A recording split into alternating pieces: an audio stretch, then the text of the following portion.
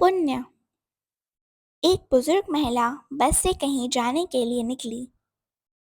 बस आई और वो बस में चढ़ गई। बस में अंदर देखा तो पूरी बस भरी हुई थी। कोई भी सीट खाली नहीं थी। उन महिला के पैरों में दर्द था। तभी पीछे से एक आवाज आई, मैडम आप यहाँ बैठ जाइए। उन्होंने पीछे मुड़ के देखा तो एक मजदूरन अपनी सीट से उठ गई थी और अपनी सीट उस महिला को दे रही थी। बुजुर्ग महिला ने उसको शुक्रिया अदा किया और उसकी सीट पर बैठ गई। कुछ देर बाद एक सवारी उतरी तो बुजुर्ग महिला ने उस मजदूरन से कहा कि बाई जी आप बैठ जाइए, पर वो उस सीट पर नहीं बैठी और सीट एक महिला जो छोटा बच्चा लेकर चढ़ी थी उसको दे दी। अगले स्टॉप पर महिला उतर गई तो बुजुर्ग महिला ने फिर से मजदूरन से कहा, अब तो आप बैठ जाइए, पर इस बार उसने एक बुजुर्ग आदमी को वो सीट दे दी। फिर कुछ देर बाद उनका भी स्टॉप आ गया। वो भी उस महिला को धन्यवाद बोलते हुए उतर गए।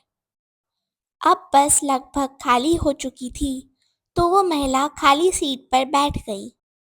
बुजुर्ग महिला ने उस महिला से पूछा, आपके पास तो सीट थी, फिर आपने मुझे अपनी सीट क्यों दी? और 2 बार और सीट खाली हुई फिर भी आप नहीं बैठी और अपनी सीट किसी और को दे दी। क्या आप हमेशा ऐसा करती हैं? महिला ने कहा, हाँ मैं ऐसा हमेशा करती हूँ। आपके पैरों में दर्द है, आपको बस में चढ़ते समय मैंने देख लिया था। फिर वो छोटे बच्चे वाली महिला और वो बुजुर्ग आदमी, उन लोगों को ज़्यादा ज़रूरत थी सीट की।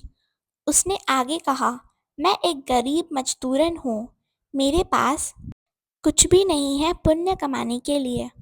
मैं दान तो कर नहीं सकती, इसलिए बस में मैं अपनी सीट ज़रूरतमंद को दे देती हूँ।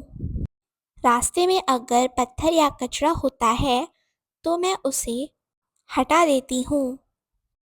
अगर कुछ होता है खाने के लिए तो जानवरों को भी दे देती हूँ। मेरे से जो बन पड़ता है वो करने की कोशिश करती हूँ। बुजुर्ग महिला उसकी बात सुनकर हैरान रह गई। वो सोचने लगी कि दुनिया में कुछ ऐसे लोग भी हैं जो अगर दान पुण्य करते हैं वो सब दिखावे के लिए करते हैं, और ये महिला चुपचाप अपना काम कर रही है। जितना वो दूसरों के लिए कर सकती है उतना कर रही है। जीवन में हम सबके पास कुछ न कुछ है जो हम बांट सकते हैं, चाहे वो पैसा हो, ज्ञान हो। अगर आप ईमानदारी से किसी की मदद करेंगे तो ऊपर वाला भी आपकी मदद करेगा।